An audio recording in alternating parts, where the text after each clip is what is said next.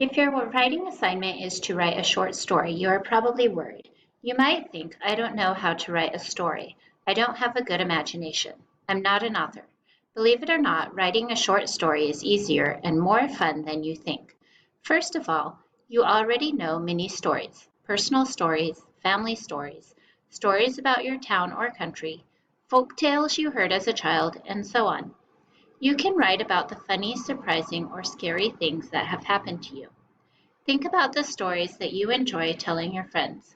Second, this lesson will give you an easy recipe for writing your story. This lesson will explain the parts of a story and show you how to write a good short story. American playwright Elmer Rice said that a play or a story in its simplest form has three parts. He said that the writer needs to 1. Put a man up a tree, 2. Throw stones at him, 3. Get him down. This may seem surprisingly simple, but his clever idea works well for many kinds of stories. Let's look at how you can use this recipe for writing your own short story. 1. Put a man up a tree.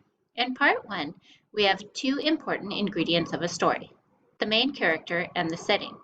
Your main character is the person in the center of the story who is this person. What does your character look like? What is his or her personality? Your setting is where the story takes place. This is the physical location of the story. Is the setting on an island? In a house? In some stories, the setting is very important, while other stories it isn't. In the example, the setting is a tree, and this is essential to the story. The setting can also include the time of the story. Does it take place in the past, the present, or sometime in the future? Also, what is the time span of the story? An hour, a day?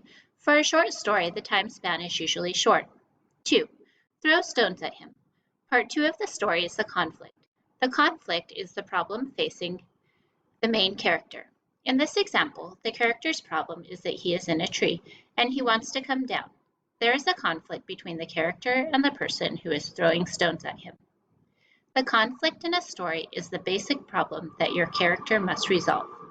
What is the problem facing your character? Why is it important? What does it matter to the character? Getting him down. In part 3, the main character solves the problem or overcomes the challenge at the end of the story. He comes down from the tree. This is the resolution of the story.